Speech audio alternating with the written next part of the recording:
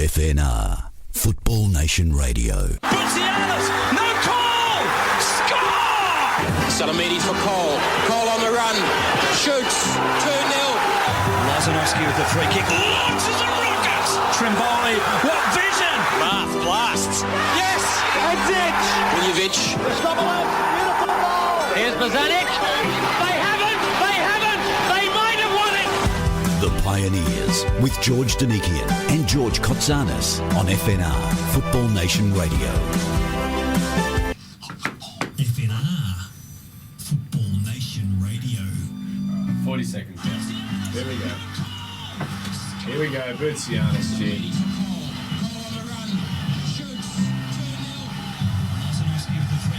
Launches a rocket.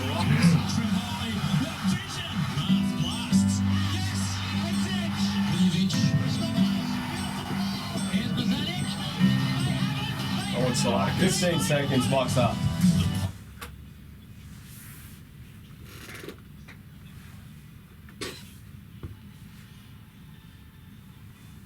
Hello again. That audio we were just listening to with all those famous South Melbourne names flashing past as one another.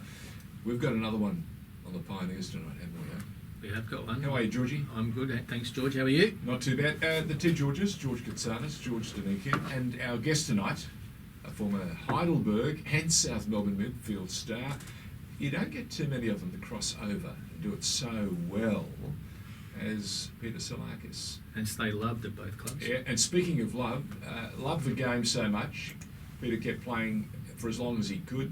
In fact, he didn't retire until when, George? 41. 41 years of age. Ripe old age of 41. You know, that's not a bad effort, but if you think about it, it's perfectly understandable because he was destined to become a star. He was born a Sagittarian, mate, back in the 9th of December 1965. First played football for Port Melbourne as a junior, then graduated to the senior team. He would come back many years later and coach them. A guy by the name of Brian Garvey, heard of him, George Kotsanis? I have heard of him. Yeah, very canny Brian Garvey. He took young Peter Tsolakis to Heidelberg way back in 1985, and it was Garvey again who was instrumental in getting Peter to play at South Melbourne. Let's find out. Peter Tsolakis, yes, mate, how are you? Welcome. Hello, guys. Thanks for having me. Mate, it's only appropriate. Easter's coming around the corner, and it's only perfect we get you here to tell the story. I can tell you anything you want. Take us back to those fabulous days and those fabulous times growing up in Melbourne. And where did your football prowess and your knowledge and your love and your smarts come from? I suppose it was my family, my father. Dad? He was he played for South Melbourne. Dad's first name? Manilos. Manny. They call him Manny, baby. Manny. He's got an ancient Greek name, Manilos. So. Manilos. Yeah, that's right. He came out in the late 50s, early 60s. From where? From Greece. What part of Greece? Thessaloniki. You know what the Greeks are like, eh? They need to know where you come from. Yeah. And people need to know that Thessaloniki is a great port city, one of the greatest was for years and years and years. And at the turn of the 20th century, it was one of the most rich cities in the world. It had so much of everything. So Dad found it hard times though and decided to come down under. Came down under with his brothers. How many of them? There was two of them. Only two? One came, I think, 4 or 5 years before the other two came. Just to sort things out, or to pick up all the girlfriends first? Yeah, I think so. Yeah. He was a bit of a rat bag, actually. So he's not listening to us, is he? No, unfortunately, he's not with us any longer. But he was here 4 or 5 years earlier, and from Melbourne he ended up in Darwin. So he got into a bit of trouble. Not pearl diving, was he? No, he got into a bit of trouble. So he ended up there before leaving to go back to Greece. But his two brothers stayed here, and my dad came out. He was 18 at the time, and he got the call up and went to South Melbourne and played with South Melbourne. So what was it like having Dad playing at South Melbourne and you growing up there? Look, I never saw him play, but I do remember him taking me as a youngster to Middle Park and watching South Melbourne play. And the one thing that really stood out in my mind, and it still does now, was all the faithful, the crowd. They're all, hey, how are you? To my dad. Yeah. I'm Very, very respectful. It's family. Yeah, It's family. you should still be playing. They're saying, oh, why aren't you playing? You know, and that really stood out in my mind. And I suppose the seed was sown then. That really for me, set me up to play football. I wanted to play for South Melbourne. But Elias not only played, but he also coached South Melbourne, didn't he? No, Dad never really. He played at South for about 3 or 4 years. Right. Then he broke his leg, Oh, dear. unfortunately, and then he came back from that, and he ended up at Essendon Triestina, Oh, yeah. and he was Famous coached. old club, Yeah, yeah. he was coached by the famous Rally Rasic, Oh dear, that's pretty good. and knowledge. another name Great for heritage. another name for the soccer heads. Another guy called Tony Boggy. Tony Yes, I Boggy, know, we yeah, discussed no, him on the yes. show, yeah. So yeah, he was coached by them, and he played there for another few years before retiring. But did you win a league at South? He did. All right, He won a so- couple of championships. And so did you. So Yes. I reckon here's a stat or a challenge to the statos out there. Probably the only father-son combination to win championships with South. Yeah, I'd say so. We'll put it out there. We'll Yeah. see. We'll challenge Yeah, anyone to I come up can't with something really, better. I can't really recall or think of anybody else that They'll tell us. has been a don't worry. father or son that has played for South Melbourne. I know Strato Kalogiru, who also Yep. played with my dad, Yep. and his son George Kalogiru Yep. played at South Melbourne. But my dad and myself are the only two, I think, that have won the championship, father son. Now you're a young guy. I can say that because I'm a lot older than you. Did you see Nestoridis play? No, I never No. got to see him play, but But I've you heard heard of him, many stories about him. Yes, Did you ever see Ulysses Kokinos play? I did see Ulysses Now Kokinos tell me, play. what was he like at his Well, best? from what I remember the afro. That's, afro? yeah. Hard to yeah. forget, isn't it? Yeah. I remember the afro, and he actually is a dear friend of mine. So He's a beautiful man. yeah, He's a great guy. great guy. So from what I can recall, he was a very flamboyant player, and the crowd loved him, and he was a Tell us about those crowds. Come Uh, on. As a young boy, Dad would take you to Middle Park. What was the feeling? Middle Park then had the low fence, low white.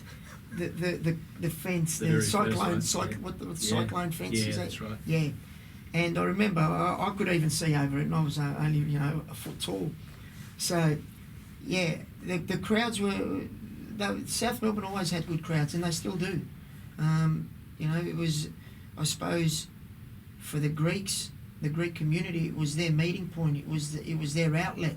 Ecclesia, it was a church, wasn't straight it? from church straight to the Yes, games. that's That's what they say. So for me, it wasn't hard to want to play for South.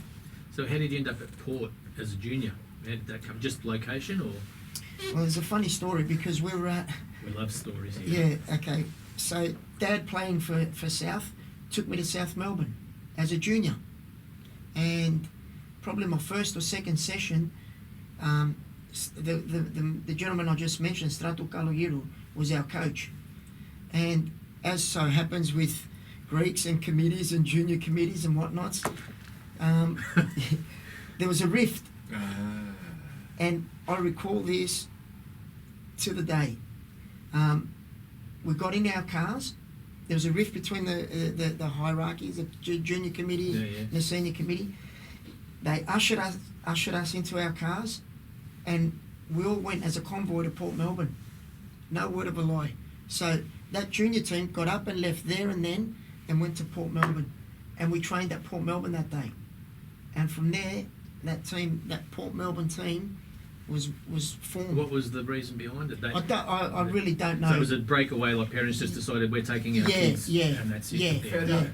They were just fed Yeah. up. No, that's fair enough. Fed up. You brought back memories of my days at South Melbourne, whether it was on the board or whether as president. There are personalities galore everywhere, and my wife, I remember saying to me, "Gee, there are 10 Greek guys on the board, and they're all 10 want to be president." Yeah. I said, "Yeah, that's about right." Yeah, sounds about right. Yeah, brought back memories a bit of a Greek club. I ever played at too. Okay, Port Melbourne. So you end up playing at Port Melbourne as a So junior. yeah, we started playing at Port Melbourne as under 9s, under 10s, and all the way through to under 16s, and to this day, that Port Melbourne team is touted as probably one of the best ever to come out in Australia.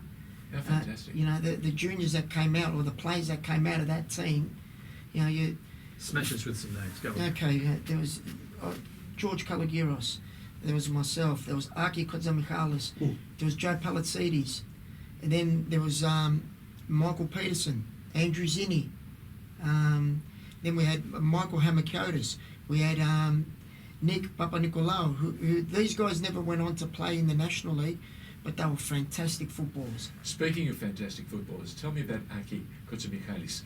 He was given an instruction one day by the coach, and what did he do? Yeah, our coach Strato Kalogiro, Aki always played 1 year above his age. Okay. Because of his size, he was huge. Yeah. He's a gentle giant. Oh yeah. But I think he was kept leaving from his position, and the coach said to him, "Aki, stay here. Don't move from this position." So he had a radius of about 1 metre, and he'd stretch his leg out, and the ball would go past 1.5 metres, and he wouldn't move to get the ball. And everyone would say, "Aki, move." He'd say, "No, the coach told me to stay here in this position," and he just wouldn't move from there. So Love it. yeah, Love it. great. Yeah, good story. Okay, so from Port Melbourne, there's, as we mentioned, a guy called Brian Garvey decided to take you not to South Melbourne just yet. He took you to Heidelberg, the arch enemy. Yeah.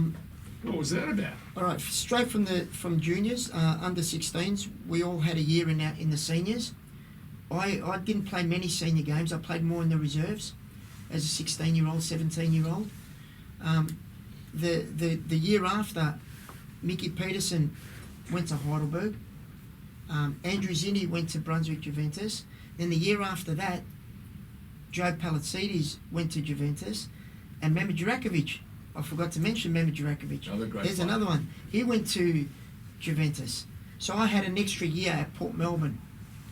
And in that particular year, I had a really good season. I actually ended up winning Player of the Year in the whole league in 83 or whatever it was. Yeah, 83 or 84, Yeah, whatever it was. And I actually I tied with a guy called Tony Heary. Yeah, he's ex-Juventus and Yes, yes. Scouser, and apparently a brilliant player. Yeah, he played for Paran Celtic at the time. Yeah. So I had an extremely good year. The following year, and Brian Garvey was coming to a lot of our games. Following year, he signed me at He said, "Come over here." at Heidelberg, and I was part of the senior squad. And I played, I think, the first 8 games in the youth, and I ended up scoring about 15 goals in 8 games. Then From midfield. Yeah, and then I got my debut, you know, and What was the debut game? away to Brisbane City. A huge crowd. At Carrara. Correct. At Carrara. Had you ever travelled that far in your life? No. No. Did you know where Queensland was? No. So it was it was daunting, but you know, I'd been training with the senior team for a few months, so it was okay. We went there, and I actually scored on debut, and I set up 2 goals for Stuart Stevenson. So Stewie. Now, before you went to Heidelberg, I remember you had a trial, or at least you came training with Western Suburbs. Now, my Western Suburbs friends keep hounding me about getting Jimmy Candelas on the Pioneers, and I keep saying no while my ass points to the ground. But the great dry cleaner had a chance to sign you, right, before you went to Heidelberg. yeah, I was there. I did train a few weeks, I think. Yeah, and He saw no potential. I don't know. But I ended up staying at Port Melbourne. Yeah, well, they only missed you, Andrew Marth, and John Markowski in Okay. that That's not pre-season. bad. So Trifecta, you've isn't done it? all right. It's about 800 NFL games. Yeah, so ended up at Heidelberg, and scored on my debut, and then I never looked back. Who are some of your favourite players that you played Look, with that- at Heidelberg? That era, Heidelberg was a very, very strong side, and at that time Heidelberg had great crowds. We were getting 4,000, 5,000, 6,000. The derbies, 15,000, 18,000. You know, which was Okay, can you remember your first game against South Melbourne? yes, yes, I can. Did you It was at score? Middle Park. Did you score? No, we ended up losing actually 1-0 in Middle Park, and I think Dougie Brown scored the solitary goal. was a really, really windy day that day. But my record actually against South Melbourne as a Heidelberg player is very good. And then my record as a South Melbourne player against Heidelberg is very good. So, but You build yourself up for those games. yeah, you do. They're derbies. They're like the Victory versus City games. So when you were playing for Heidelberg, or Manuel was your father, who was he barracking for? Obviously, whoever his son was playing for, I'd say. Good call. Good Look, call. Dad was more obviously South Melbourne playing for him and whatnot, and Mum. Mum would have been in the middle, right? Mum was being from Thessaloniki as well. She's Correct. more of the Heidelberg side of things. Yeah. So Like your buddy son. Yeah, that's right. Yeah, I can That's see right. that coming up. So- That would have been spectacular. yeah. No, Mum it and was Dad good. looking at one another, Saturday or Sunday morning. Now, Who's going to win? Yeah. Well, the guys, mates. Yeah. Mum loved her soccer as well. Actually, she grew to love it, and had the scarves and the hats and and then jumped ship when I went to South. Had the blue and white scarves but As mums do. yeah, some of the players that I played with at Heidelberg at the time, like your Charlie Yankos, Ian McKee, Jeff Olver, the goalkeeper. Now, both those names, Olver and Charlie Yankos, have sat in that seat. Oh, actually, Yankos didn't. We called him from Sydney. Yeah, We'd love to get him in that seat again. What were they like? Come on. yeah, great. They won't tell you. Yeah, great. Charlie was he was a He was a brute, He was a wasn't brute of a man. He was You don't get a nickname the Mountain if you. Yeah, I wasn't very going to say strong. anything untoward. And for me, growing up watching him play, and then getting on the field with him, it was it was daunting to a certain extent, but it was exciting. Couldn't you run around him? Yeah. Did he push as a captain? Yeah, He was yeah. captain He at was that he was point. very serious, very Yeah. very very professional. I think at the time he might have even been captain of the Socceroos. So he had he was his personality. He had a persona about him. Theo Salamides was another one. Stevie Marley. Great, no, Theo's a great player. Stevie Marley was a great man, great player. Gave me the name Gus. So Why Gus? rhyming slang, the Scots. Okay. He was. He used to call me the wee gas meter The wee gas meter. The gas meter. Okay, Gus. and gas meter Peter. And at the time, Peter gas meter. I was naive. I didn't know what rhyming slang was. And I asked him one day, just in private, Stevie, who's this Gus guy? Is that a guy from back home? He thought it was hilarious, and that name stuck. So I've had that name for 35 years. So on your gas. On your Gus, yeah. Be the gas meter became Gus. Yeah, yeah. We Now, worked you've out had that some legend. great influences in your life. Many of them are old schoolmates, old soccer mates. Tell us about some of them who helped your game grow and become better. Look, I'll go back to that junior team. Yep. They were probably Mehmet, Mickey P, Andrew Zinni, Joe Palla, Aki. They were all probably influences, each in a different way. You learn something off everyone. My father, the coaches that I had, Strato Kaloyiru was a major influence in the basics of football, discipline. He'd grab you by the ear if you didn't do what he wanted Nice you. old school discipline. Yeah. Didn't do you any harm. Taught you. Did Mickey P's dad coaches as well? Mickey P's dad was a phenomenal coach. Is that right? Very, very good coach. Ahead of his time, I'd say. Hans, is that Yeah, right? Hans Peterson. Yeah. And regards to Hans Peterson too, I don't think he's doing too well at the moment. But Well, thoughts are with yeah, you. That's the case. he was a fantastic coach. He had us at Port Melbourne, I think, from under 14s, 15s, 16s. Gee. So he was setting you up to play senior We footy. won He everything. set the foundation stuff. We won everything. That total football that So we did used you to play total football yeah, then? Yeah. I remember games. Dutch Yeah, football, I as it remember should be. games where we were, and I don't mean to sound cocky, No. but we were smashing teams, and he'd give you the directive, freeze the game, so we'd keep possession for 15 minutes. The opposition wouldn't touch it, and we'd go all the way to the forward line, Hold and it. then hold, then get all the way back again, and you talk to any of the junior team, and they'll tell you the same thing. It was just. Yeah, The but names you've mentioned, there was probably an unfair advantage that many Yeah. good players in the one team. But yeah, but I grew up in Hawthorn, and the one thing that I say to youngsters now is, I never represented it. I never played for any representative team. I never made a state team through junior football. I never made like regional teams. But I played more National League games than any of those kids that did play in the representative teams. But I worked damn hard. Where I lived, I had a park across the road. And you had a next door neighbour called Robert Domenico. Yeah, good old Dipper. Gee, apologise for that. Yeah, almost 30 years I lived next door to Dipper. Did he ever try and get you to play that other silly game with I did play it. I did play it, and I did play that game. And you would have eaten that game up. I keep saying to him, I've got more skill around my little finger than what you ever had in Aussie rules. You would have been a rover, right? Yeah, I could play football. I liked it. And you pick up. That's the luxury we've got in Australia. We can pick up from different sports. Yep. You can pick something up from AFL, whether Sure. it's the strength or power or the bruteness or positioning, whatever. Other sports as well. Cricket, might be discipline or something that you can pick up from that.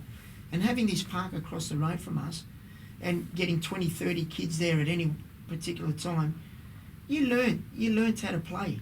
You learned how to control the ball. You learned your first touch. You learned your second touch. You learned how to swing the ball with the outside of your foot. So you didn't have to go to the academy to learn? I didn't have to go to the academy. That was the academy? All I needed was a curb, a footpath, a curb, a wall, Yeah. And this particular park was lined with backyard fences, and I'd go from fence to fence and just whack balls into the fences. Ball would rebound back. Have you apologised to all those people? Well, the council bought me a set of goals. They bought me a set of goals. So Which is not as good for training with as a wall, is it? no, but you can put someone in goals Yeah. and practice that. Practice your shooting and that. Well, as a midfielder, you scored an awful lot of goals, so you must have loved shooting. Look, that was probably one of my main assets. Instinctive, isn't it? Yeah, and both feet. I feel honoured when someone comes to me and they still do, and they say, "Well, you had the best left foot we've seen," Fantastic. And I'm not a left footer. You worked Love hard, it. though. Love So Speaking of 2 feet, you did both knees. I did do both knees. And we need to thank the late Dr. Ian McLean. Mr. He was a Mister actually. Sorry, so Mr. McLean. Ian McLean, Ian McLean. he was fantastic. Yeah. And you actually flew back for one of them to be done in Melbourne. You were I playing. did. I was playing in What? Malaysia. In Malaysia. I'll let Which you club say. again? I'll let you say that. No, I'm not going I to say was that. playing for Malacca. Yeah. Okay. Yeah, playing. MEL, just for our Yes, listeners. yes. MEL, And what's the AKA. capital of Malacca? Malacca. That's right. MALLACCA. See how much trouble you can get into on Yeah. radio if you only ask. I actually played there with Joe Biskich. Oh, what was Joe like in those days? 'Cause he's Fantastic. dynamic talent. Fantastic. An even better bloke. Is that right? Yeah. And a great fighter. Great fighter. Gave away And nothing. he was in his late 30s then, and he was as fit as a fiddle, and he was taking the game on, and he was fantastic. Became really good friends with him. Peter Tsolakis is our guest on the Pioneers. You look fit enough to still play the game, Peter. Why did you retire at 41? Look, I've just had a hip replacement actually about 3.5 to 4 months ago. So, and I actually feel quite good. Jimmy Tansey's had both hips and both knees, Wow. and he looks fantastic. Mickey P's had both hips and a knee. Get out. So yeah. So it's attritional. Yeah. It does take a toll. And Joe Palazziti's needs his hip done. So yeah. We need to take a message. I'm going to take a break. But before that, I need to remind you, we've got Easter coming up. Right? I said Easter. Yeah. You've said it once or twice. Yeah.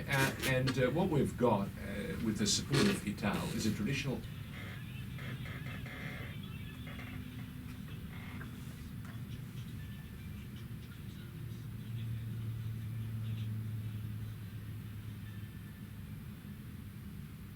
Welcome back to Football Nation Radio. You're on the Pioneers of the Georges and our special guest Peter Tsolakis.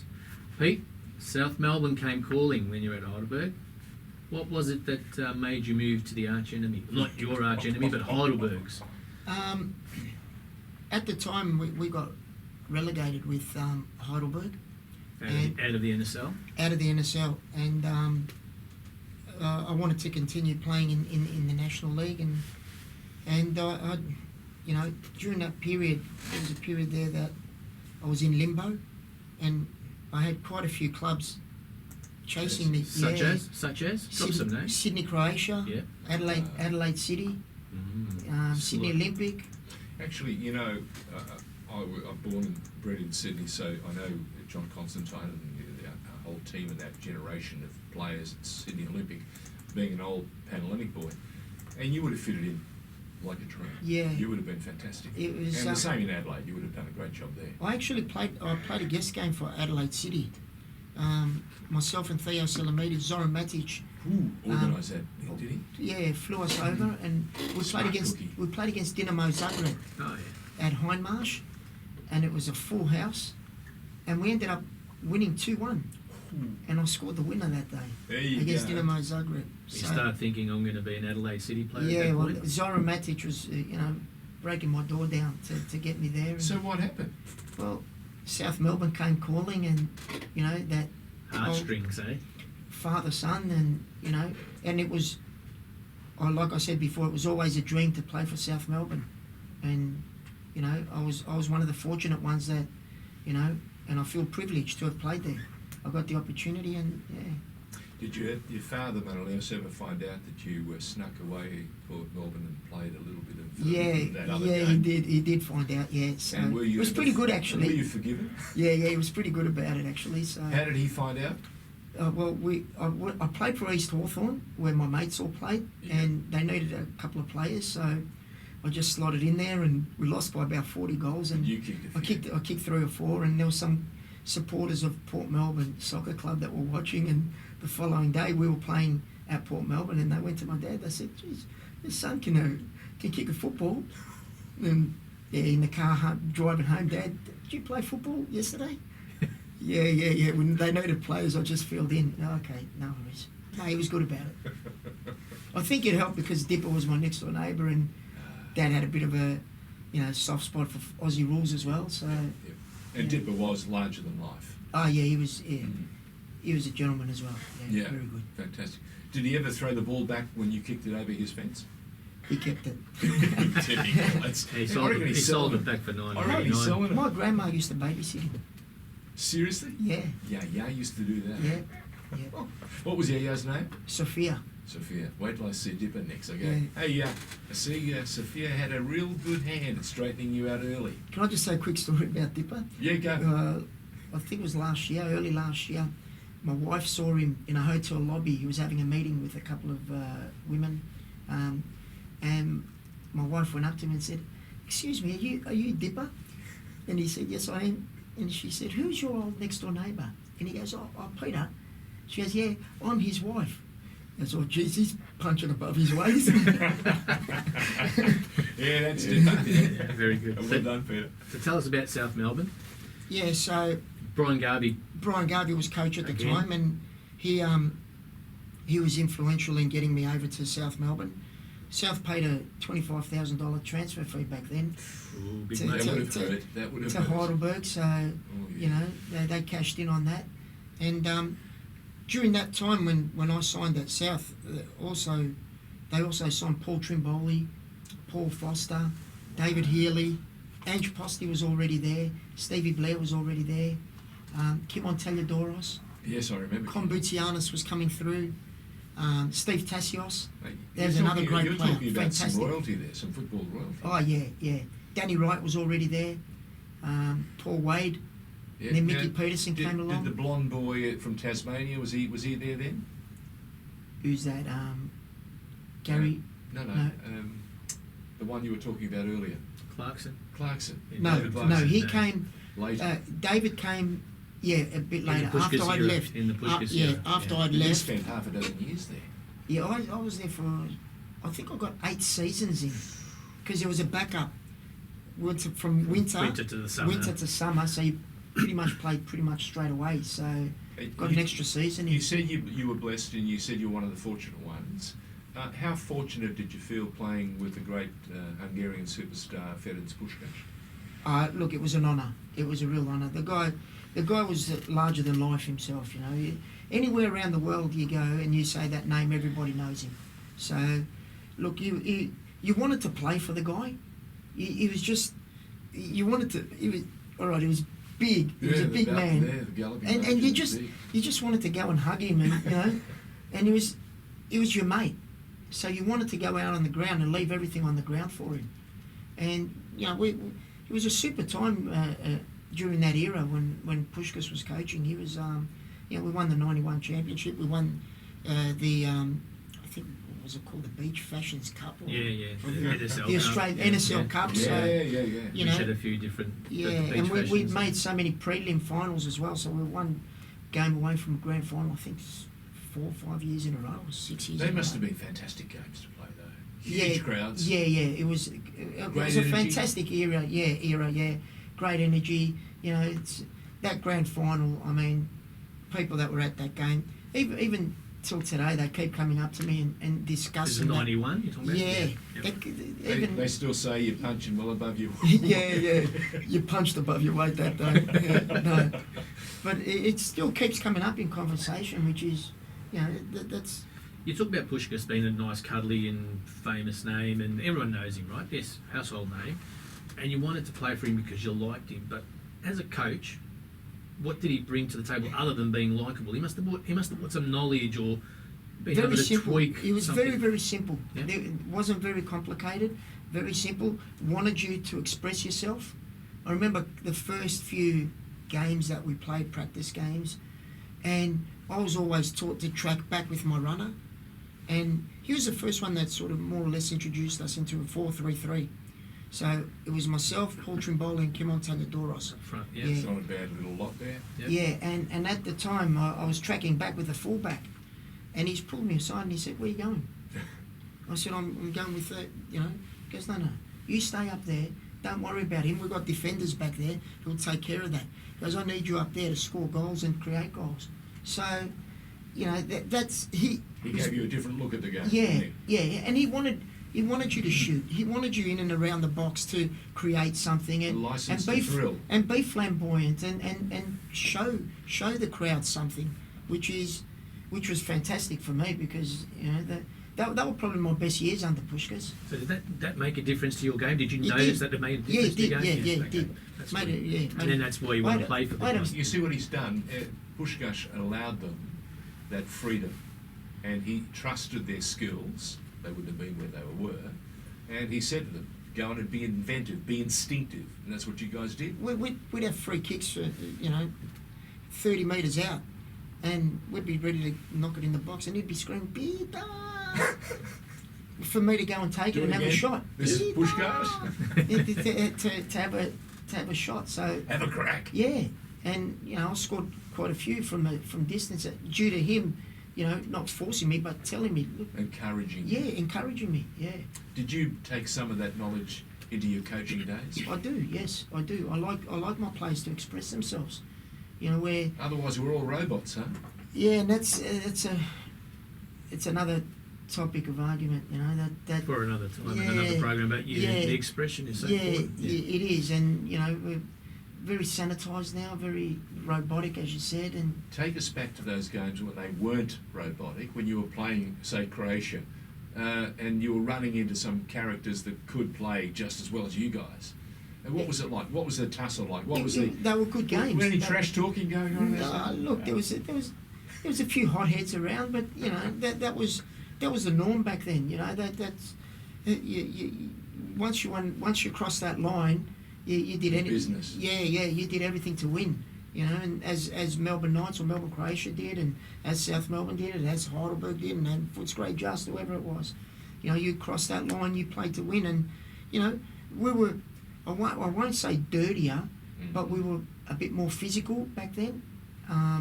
Maybe the imports, the Poms and the Scots that came here had an influence on that. Sure. But I think it was more aggressive, but I think it was better football, more exciting. It certainly was exciting. There's no two ways about that. I can remember one game, 5-3 at Olympic Park, and it was Sydney Olympic, South Melbourne, and it was a night game, and it was dynamite. Yeah, Packed Olympic you Park. got many goals during that era as well. Daniel scored a triple. Yeah, I keep going back to that, but during that era, we scored a lot of goals.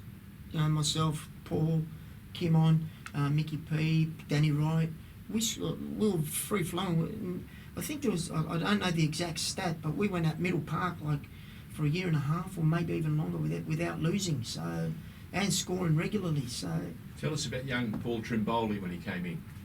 Paul Trimboli was fantastic. He was. We started together at South Melbourne, and he came from George Cross. I came from Heidelberg, and it was an instinct. We just had it. I knew what he was going to do. He knew what I was going to do, and we were on the same wavelength. And you know, good on Brian Garvey for seeing that. And yeah, he had the eye, and he saw what Paul Trimboli had. He saw what I could do, and you know, and Paul didn't even have to look. He knew where I was, and he'd flick it or he'd pass it into the space where I'd be running into it. So we had that. It wasn't telepathic, but we had that. You had a sense. Yeah, we had that sense. Butsianis running into a spot.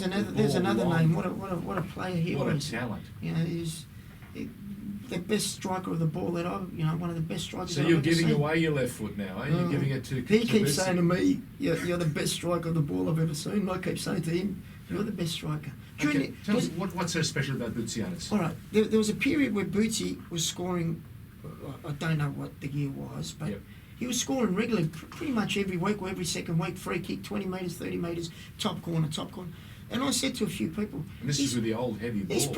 he's probably one of the best in the world during this period when he was banging them in. That's very cool. There wouldn't be many around the world that were doing it at such a Consistent level. Yeah. Peter, if I had access, I'd grab Butsianis now and put him into one of the A-League clubs to train the next generation of talent how to kick a football. 100%. They don't utilise. I don't think they utilise it. They have the time for it because they're full-time professional. They can make the time to utilise his expertise because he was an expert at it. Even his corners, all his set pieces were fantastic. Why not tap into the knowledge that's available? Eh? Of course. Makes sense. Scored 100 odd goals. I don't know the exact amount. 120, 100. No, it's the same old thing. Mate, they're all Anything that exciting. happened before the A-League doesn't exist. As well as all the knowledge and all the experience and all the goals and the skill that we talk about. And we've talked about Jimmy Campbell, about his goal-scoring prowess as a midfielder, and that's going to waste, that knowledge. Oh, yeah. And Butsianis. George, you said something about the heavy ball. Yep, the heavier ball. I've got a theory that the boots of today, and I keep saying to young kids, get leather boots. Get Copers, get the Get old leather school boots. boots. Yeah. Because hitting leather is different than synthetic hitting leather. And the boots nowadays are flimsy.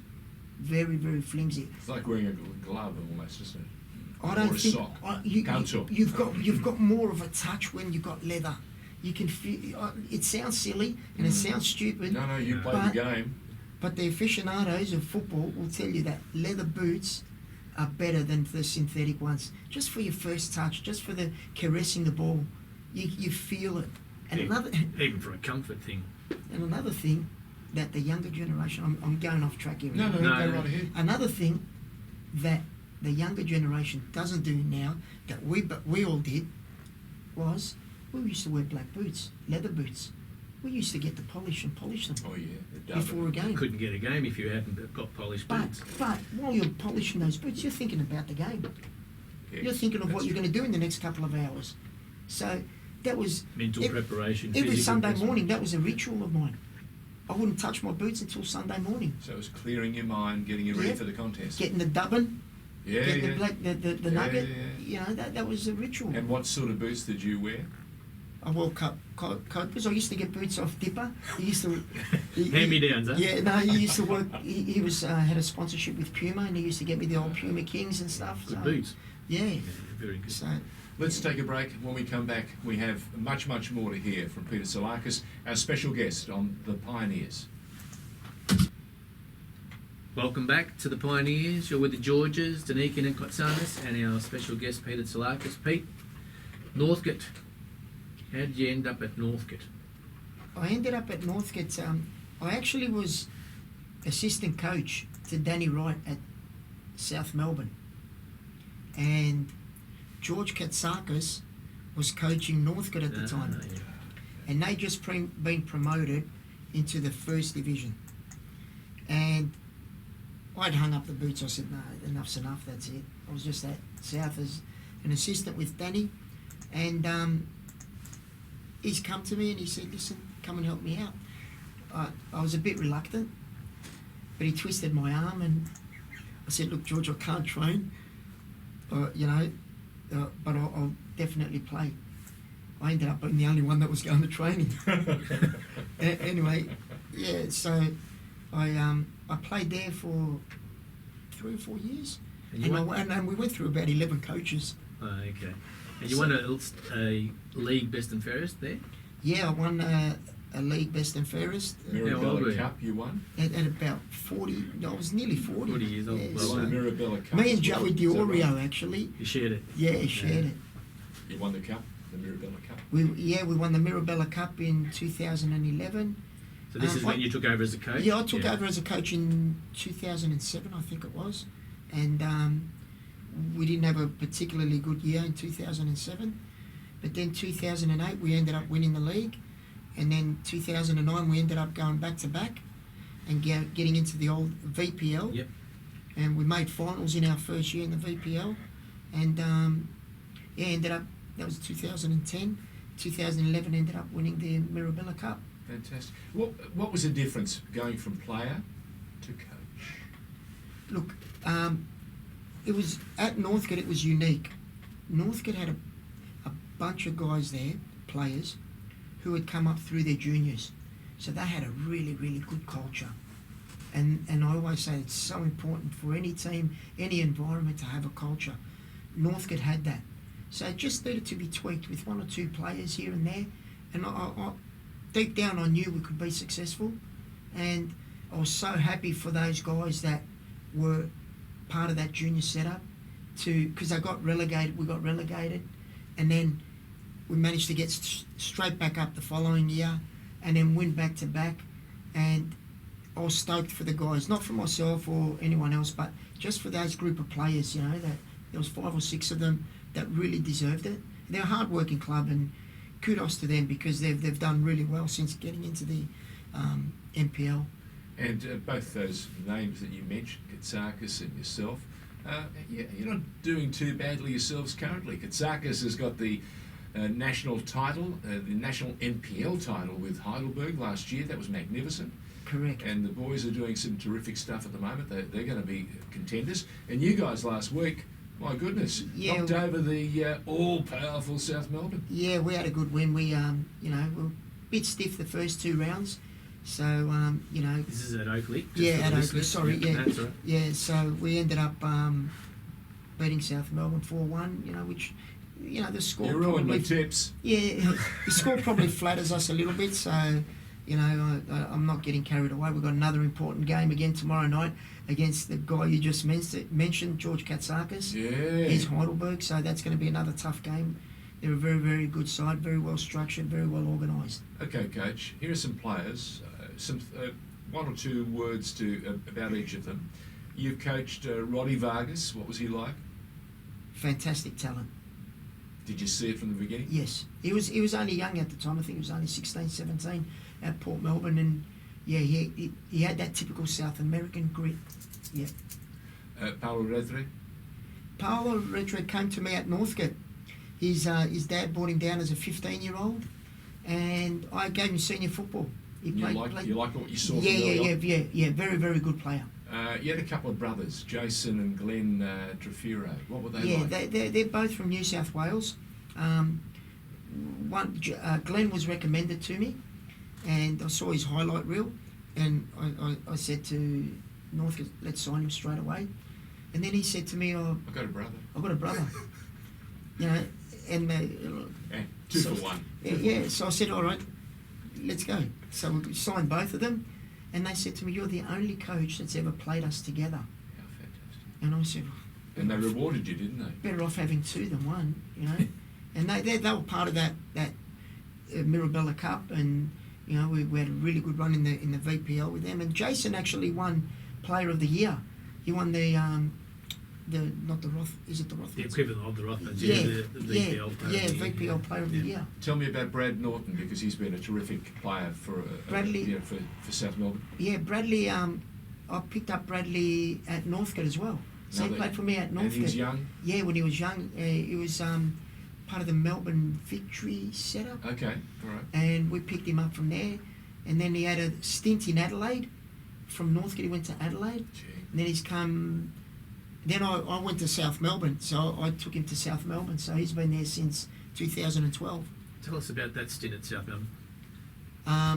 Yeah, 2012, South Melbourne came in for me after we won the Mirabella Cup at Northcote, and I went there and it wasn't the best of times. I thought we played some really, really good football. Just results didn't really go our way, and there was a few circumstances that I don't really talk about, but things went a bit sour. And I ended up leaving there in 2013 after about a year and a half. And how's our relationship now? Yeah, it's water off a duck's back. It's I've got no problems. No. Peter Tsolakis, we've learned one thing today and tonight on the Pioneers, that like cream, good things always rise to the top. And you were remarkable from your early days at Port Melbourne, all the way up to Heidelberg, to South Melbourne. Then to Northcote City, and of course now at Oakleigh as a coach. We wish you continued success, my friend, and what a story it's been. And we'll catch up with Dipper too. We will. We've got Morris Raponi next week. Right. A goalkeeper for you, George. He's taking thank goodness. One for your club. Great guy. Thank you, Peter, for joining us. Thank you. Thanks for the opportunity. Loved it. See you next week, George. FNR, Football Nation Radio. No call! Score! Salamidi for Cole. Cole on the run. Shoots. 2-0. Lazanovsky with the free kick. Launches a rocket! Trimboli, what vision! Bath blasts. Yes! Edge! Viljevic. Beautiful goal! Here's Bozanic. They haven't! They might have won it! The Pioneers with George Donikian and George Kotzanis on FNR, Football Nation Radio.